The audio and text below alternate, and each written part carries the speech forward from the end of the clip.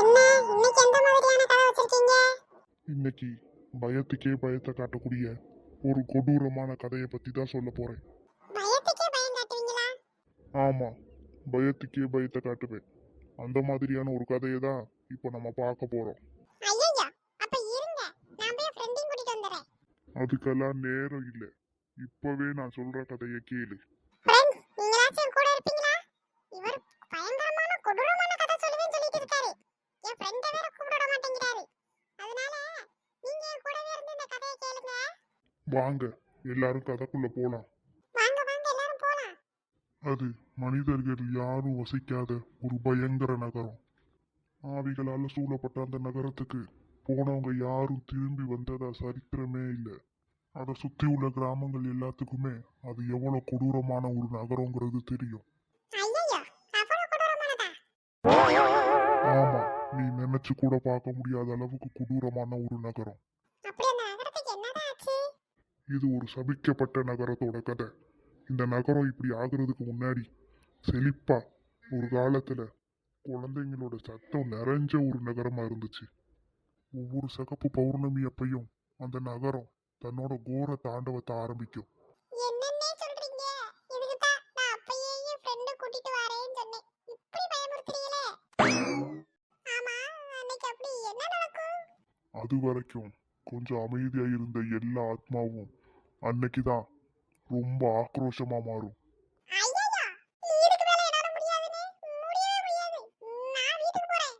கதைய பாதியில விட்டுட்டு போகாத, முழுசா கேளு. சரி, சொல்லுங்க. சிகப்பு பௌர்ணமி அன்னைக்கு அந்த நகரமே சிகப்பு நிறமா காட்சியளிக்கும். அது மட்டும் இல்ல, நரி ஊளையிடுற சத்தத்தோட ஒரு பயங்கர ஒலி எழுப்பும். என்னே இப்படி எல்லாம் கதை சொன்னீங்கன்னா நான் டவுசரையே பாத்துட்டு போயிருவேனே. சரி, அப்புறம் என்ன ஆகும் சொல்லுங்க.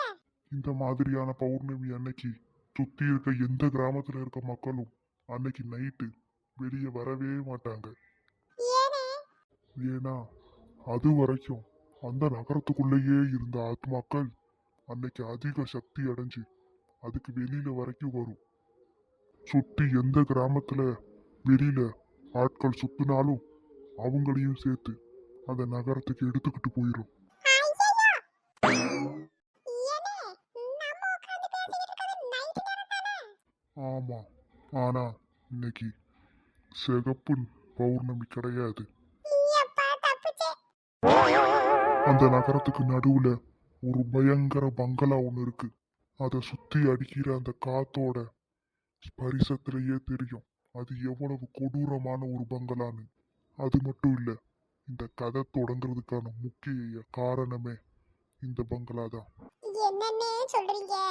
ஆமா, இந்த நகரத்தோட கதை இந்த பங்களால இருந்து தான் தொடங்குச்சு. இந்த பங்களால ஒரு காலத்துல வாழ்ந்து வந்த பிரேம் லலிதா தம்பதிகளோட மகளால தான் இந்த கதையே ஆரம்பிச்சது. ஐயையோ, என்ன ஆள விடுங்க. இவங்க பார்ட் 2 கேட்டா அப்ப விஷயம் சொல்லிக்கலாம். இதோட முடிச்சுக்கங்க. முழுசா கேட்காம ஏன் போற? ஏனே, ஒன்லி பாடி லாங்குவேஜ்னே. உள்ள ஒண்ணும் கிடையாது. கூட்டுங்கடே, நான் ஒண்ணும் அறியாத குழந்தை. சரி, அப்ப இந்த கதையோட தொடர்ச்சியை நீங்க பார்க்கணும்னா கீழே கமெண்ட்ல வந்து பார்ட் 2 வேணும்னு கமெண்ட் பண்ணுங்க. கண்டிப்பா இது ஒரு பயங்கரமான கதையா இருக்கும். ஏப்பா மக்களே, கமெண்ட் பண்ணி விட்டுட்டு போங்கப்பா. என்னால இங்க நிக்க கூட முடியல, கால்லாம் நடுங்குது. நான் வீட்டுக்கு போறேன். சரி, எல்லாரும் லைக், ஷேர், கமெண்ட் பண்ணிருங்க. மறக்காம அந்த சப்ஸ்கிரைபர் பட்டனையும் கொஞ்சம் அழுத்தி விட்டுங்க ஃப்ரெண்ட்ஸ். அப்படியே அந்த பெல் ஐகானையும் கிளிக் பண்ணிருங்க. நான் போயிட்டு வரேன் கடவுளே.